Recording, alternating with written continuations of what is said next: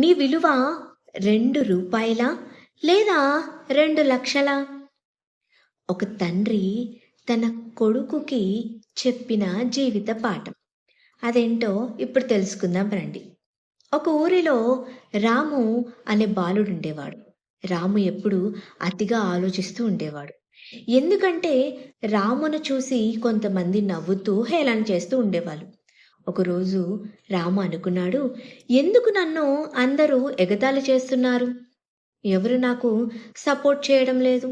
నా జీవితానికి ఏ విలువ లేదా? అనుకుంటూ తన మీద తనే నమ్మకాన్ని కోల్పోతూ ఉంటాడు. ఒకసారి రాము తన తండ్రి దగ్గరికి వెళ్ళి, నాన్న, ఎందుకు అందరూ నన్ను ఎగతాళి చేస్తున్నారు? నా జీవితానికంటూ ఒక ప్రత్యేకత కానీ విలువ కానీ లేదా అని అడగగా, రాము తండ్రి చిరునవ్వుతో, నేను నీకు సమాధానం చెప్పగలను, కానీ దానికి ముందు నీవు ఒక పని చెయ్యాలి.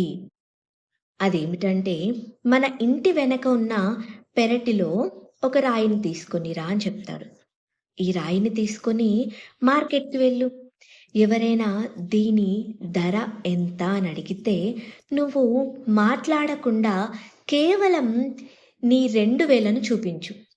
కానీ ఎవరికి అమ్మకుండా మళ్ళీ ఆ రాయిని నా దగ్గరికి తీసుకురా అని చెప్పాడు. దానికి రాము మరుసటి రోజు ఉదయం మార్కెట్‌లో రాయిని పట్టుకొని నిలబడతాడు. అప్పుడు ఒక ఆవిడ రాము చేతిలో ఉన్న రాయిని చూసి, ఈ రాయి ఎంత ఖరీదు అని అడగగా, అప్పుడు రాము తన తండ్రి చెప్పిన విధంగా మాట్లాడకుండా తన 2,000ను చూపిస్తాడు. అప్పుడు ఆవిడ రూ. 2 అని అడిగింది. కానీ రాము తల అడ్డంగా ఊపేసరికి ఆవిడ మళ్ళీ రూ. 20 ఈ రాయి ఖరీదు అని అడిగింది. సరే, నేను దీన్ని పొయ్యికి ఉపయోగిస్తాను అంది. అప్పుడు రాము తన తండ్రి చెప్పిన విధంగా రాయిని అమ్మకుండా మార్కెట్లో జరిగిందంతా తన తండ్రికి చెప్తాడు. అప్పుడు రాము ఆశ్చర్యంగా, నాన్న, ఇది ఎలాంటి విలువ లేని రాయి, కానీ దీనికోసం ఆవిడ రూ. 20 ఇస్తాను అన్నారు. ఇది నిజమేనా అని అడగగా, అప్పుడు రాము తండ్రి, సరే, మళ్ళీ రేపు నువ్వు ఇదే రాయిని తీసుకొని మ్యూజియంలోకి వెళ్ళు. అప్పుడు దీనికి సమాధానం నేను చెప్తాను అంటాడు.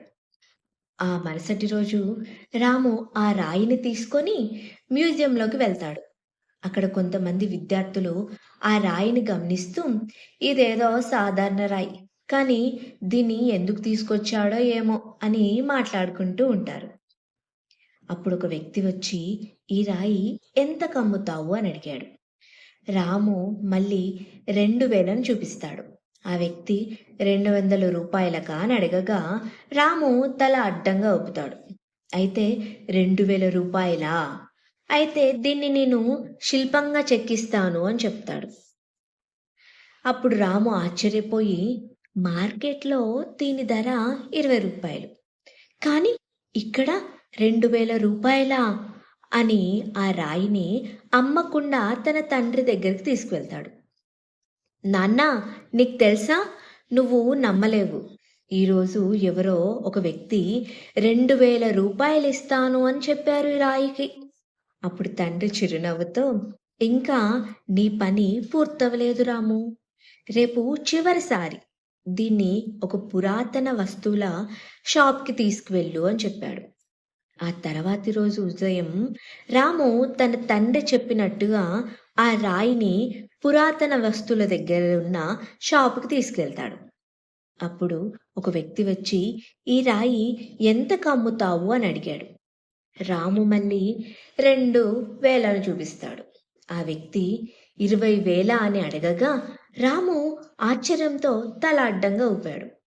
అతను అయితే 2,00,000 అని అడిగాడు. ఇది విన్న రాము పూర్తిగా ఆశ్చర్యంతో ఊహించలేని పరిస్థితిలోకి వెళ్ళిపోతాడు. వెంటనే ఆ రాయిని తీసుకొని ఇంటికి పరిగెడతాడు. అప్పుడు తన తండ్రి రాముతో, నాన్న, నువ్వు ఊహించలేవు, ఎవరో దీనికోసం 2,00,000 ఇస్తాను అని చెప్పారు. సరే, కానీలే, ఇప్పుడు చెప్పండి నాన్న, నా జీవితం విలువ ఏమిటి అని అడగగా తండ్రి చిరునవ్వుతో, నాన్న, నువ్వు సమాధానం ఇప్పటికే తెలుసుకొని ఉండాలి. నీ జీవిత విలువ ఈ రాయిలాగానే ఉంటుంది. మార్కెట్‌లో పెట్టినప్పుడు రూ. 20. అదే మ్యూజియంలో పెడితే రూ. 2000. పురాతన వస్తువుల షాపులో 2,00,000. నీ విలువ ఎక్కడ ఉన్నావో, ఎవరి మధ్యలో ఉన్నావో అనుసరించి మారుతుంది. జీవితంలో నిన్ను తక్కువగా చూసే వారితో ఉంటే నీ విలువ తగ్గిపోతుంది. కానీ నీ విలువను అర్థం చేసుకోగలిగిన స్థలంలో ఉంటే నువ్వు వెలకట్టలేని వాడివవుతావు. నువ్వు ఎవరిని నమ్ముతావు, ఎక్కడ ఉంటావు, ఎలాంటి నిర్ణయాలు తీసుకుంటావు, అవే నీ జీవితాన్ని మలిచే కీలక అంశాలు. నువ్వు ఎప్పుడూ నీ విలువను అనుమానించవద్దు. ఇతరులు నిన్ను అర్థం చేసుకోకపోతే అది నీ సమస్య కాదు. కానీ నీ విలువను నువ్వు గుర్తించకపోతేనే అది నీ తప్పవుతుంది. నీ భవిష్యత్తు నీ చేతిలోనే ఉంది. నువ్వు నిన్ను ఏ స్థాయిలో పెట్టుకోవాలనుకుంటున్నావో నువ్వే నిర్ణయించుకో. నీ జీవితాన్ని అందంగా మలుచుకోవడానికి ప్రయత్నించు. నిన్ను నువ్వు ప్రేమించు. నిన్ను నువ్వే నమ్ము. నీ కలల పట్ల నిజాయితీగా కలిగి ఉండు. ఎప్పుడూ నీ విలువను చిన్నగా తేల్చుకోకు. నువ్వు ఎంత విలువైన వాడివో నీకు మాత్రమే తెలుసు అని చెప్పాడు. ఆ రోజు నుండి రాము ఇక తన్ని తాను నమ్ముకున్నాడు. అతను తన విలువను నమ్మి తగిన పరిసరాలను జాగ్రత్తగా ఎంపిక చేసుకున్నాడు. జీవితంలో తనకు గొప్ప విలువ ఉందని తెలుసుకొని అతను ఒక ఆత్మవిశ్వాసంతో కూడిన యువకుడిగా ఎదిగాడు. Thank you. ఇలాంటి ఇన్స్పైరింగ్ వీడియోస్ మరిన్ని చూడాలనుకుంటే please like and share and subscribe చేసుకోండి నా ఛానల్ని. Thank you.